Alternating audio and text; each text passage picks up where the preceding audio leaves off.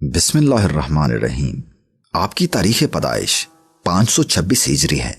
آپ ملک ایران کے صوبہ نشاپور کے قصبہ ہارون میں پیدا ہوئے۔ آپ کے بچپن کے حالات زیادہ نہیں ملتے اور نہ ہی کسی مورخ نے آپ کی زندگی کے حالات پر تفصیل سے کچھ لکھا ہے۔ البتہ خواجہ غریب نواز معین الدین چشتی سنجری رحمۃ اللہ علیہ کی تصنیف انیس الارواح میں ہمیں آپ کے ارشادات اور کچھ حالات ملتے ہیں۔ ناظرین اکرام، خواجہ عثمان ہارونی رحمۃ اللہ علیہ نے سب سے پہلے ابتدائی عمر میں قرآن مجید حفظ کیا، جیسا کہ صوفیہ اکرام کا طریق ہے، اور پھر علم شریعت کی طرف بڑھے۔ 20 سال کی عمر تک آپ نے علم شریعت کو پڑھا۔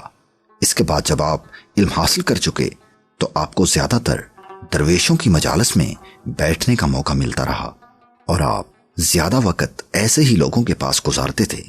اس دور میں ان لوگوں کو چرک کہا جاتا تھا، تاہم اس وجہ سے آپ کا دل دنیا سے اوچاک ہو گیا اور آپ مرشد کی تلاش میں نکل پڑے۔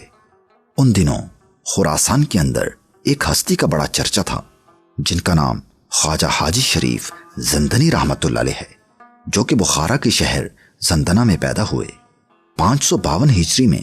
جب آپ کی عمر مبارک 26 سال تھی تو آپ پہلی بار خواجہ حاجی شریف زندنی رحمۃ اللہ علیہ سے ملے۔ ان کی عمر اس وقت 60 سال تھی۔ جب آپ ان کے سامنے پہنچے تو خواجہ حاجی شریف زندنی رحمۃ اللہ علیہ آپ کو دیکھ کر مسکرا پڑے اور فرمایا، آ جاؤ، تمہارا ہی انتظار تھا۔ آپ کو اسی وقت بیعت فرمایا اور کہا کہ 3 کام یعنی قیام، سیام اور باقی وقت لا الہ الا اللہ کے اندر گزارو، اور یہی تمہارا کام ہے۔ لہٰذا اس کے بعد آپ رات کو اللہ کی عبادت میں کھڑے رہتے، دن کو روزہ رکھتے اور باقی وقت میں لا الہ الا اللہ کا ذکر کرتے، جیسا کہ حضور اکرم صلی اللہ علیہ وآلہ وسلم کی حدیث مبارکہ ہے کہ تمام اذکار میں سے سب سے افضل ذکر لا الہ الا اللہ ہے۔ 3 سال گزرنے کے بعد 555 ہجری میں آپ کے مرشد حاجی شریف زندنی رحمۃ اللہ علیہ نے آپ کو ظہر کے وقت بلا کر خلافت عطا فرما دی۔ آپ نے تقریباً 10 سال کا عرصہ اپنے مرشد کے ہمراہ گزارا۔ اسی دوران آپ نے تصوف کی تعلیم بھی مرشد سے لی اور اس پر عمل پیرا بھی ہوئے۔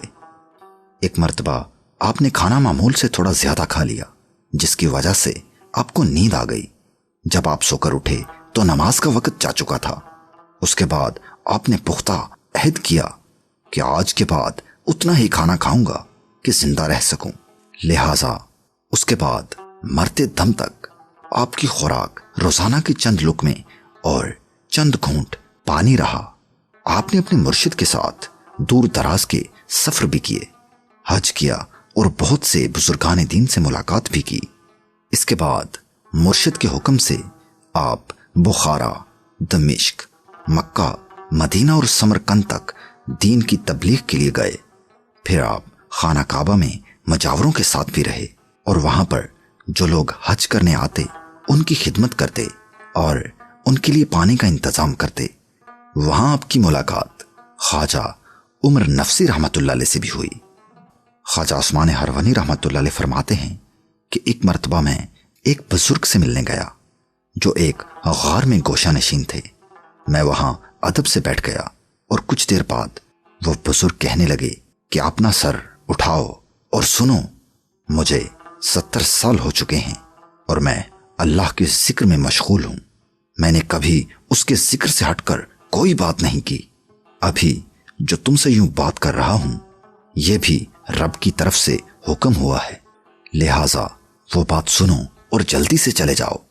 پھر وہ بزرگ فرمانے لگے، اگر اللہ سے محبت کا دعویٰ کرتا ہے تو پھر کسی اور شے میں مشغول نہ ہونا، ورنہ جلایا جائے گا، تڑپایا جائے گا، کیونکہ غیرت کی آگ عاشقوں کے ارد گرد رہتی ہے۔ جب عاشق نے محبوب کے علاوہ کسی چیز کا خیال کیا، اسی دم غیرت کی آگ نے اسے جلایا۔ ان الفاظ میں سبق ہے، اب جاؤ۔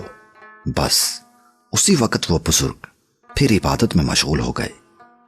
اس کے بعد خواجہ عثمان ہارونی رحمۃ اللہ علیہ نے بغداد کے اندر حضرت جنید بغدادی رحمت اللہ علیہ کی مسجد کے اندر قیام فرمایا۔ وہاں آپ واز فرماتے، لوگ آپ کے پاس جوک در جوک آتے اور مستفید ہوتے۔ آپ کی شہرت پھیلنے لگی۔ اسی عرصہ میں خواجہ غریب نواز معین الدین چشتی اجمیروی رحمت اللہ علیہ اس مسجد میں آئے اور خواجہ عثمان ہارونی رحمت اللہ علیہ کی بیعت کی۔ آپ کا وصال مکہ شریف میں 617 ہجری شوال میں ہوا۔ اس وقت آپ کے مرید خاص خواجہ غریب نواز رحمت اللہ علیہ کی عمر 81 سال تھی، جو اس وقت انڈیا میں تھے۔ آپ کی قبر مبارک مکہ کے اندر شریف حسین شریف مکہ کے محل کے اندر ہے۔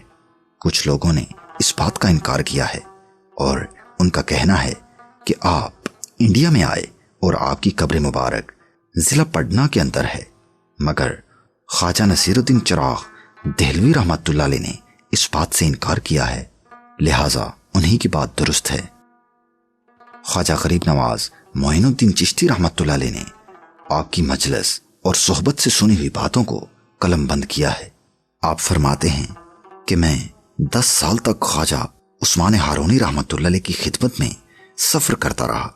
اس کے بعد آپ سفر سے واپس آئے اور بغداد میں گوشہ نشین ہوئے اور مجھے حکم دیا کہ میں کچھ مدت تک باہر نہیں نکلوں گا۔ تجھے لازم ہے کہ چاشت کے وقت آؤ تاکہ میں تجھے فقر کی ترغیب دوں، جو میرے بعد میرے مریدوں اور فرزندوں کے لیے میری یادگار رہے۔ بندہ نے حکم کے مطابق اسی طرح کیا۔ ہر روز میں خواجہ صاحب کی خدمت میں حاضر ہوتا تھا اور جو کچھ آپ کی زبان گہر فشاں سے سنتا اس کو لکھ لیتا۔ گلہائے سخن کا یہ گلدستہ آپ کے سامنے پیش کرنے کی سعادت حاصل کر رہا ہوں۔ ایک مرتبہ ایمان کا ذکر کرتے ہوئے خواجہ عثمان ہارونی رحمت اللہ علیہ نے فرمایا کہ عبداللہ بن عباس رضی اللہ عنہ روایت کرتے ہیں کہ پیغمبر خدا صلی اللہ علیہ وآلہ وسلم نے فرمایا کہ ایمان برہنہ ہے اور اس کا لباس پرہیزگاری ہے اور اس کا سرہانہ فقر ہے اور اس کی دوا علم ہے اور اس بات کی شہادت کلمہ طیبہ پر ایمان ہے۔ اور آپ نے کہا، اے مسلمانوں، ایمان کم و بیش نہیں ہو سکتا، اور جو شخص انکار کرتا ہے وہ اپنے آپ پر ظلم کرتا ہے۔ اسی طرح آپ نے ایک مرتبہ فرمایا کہ جو شخص نماز ادا نہیں کرتا وہ کافر ہوتا ہے، جیسا کہ حدیث مبارکہ ہے کہ جس شخص نے ارادتاً نماز ترک کی پس وہ کافر ہوا۔ آپ فرماتے ہیں کہ امیر المومنین حضرت علی رضی اللہ تعالی عنہ روایت کرتے ہیں کہ میں نے سرور کائنات حضرت مصطفیٰ صلی اللہ علیہ وآلہ وسلم کی زبان مبارک سے سنا کہ جو عورت اپنے خامد کی فرما برداری کرتی ہے وہ فاطمہ الزہرا کی ہمراہ بہشت میں داخل ہوگی۔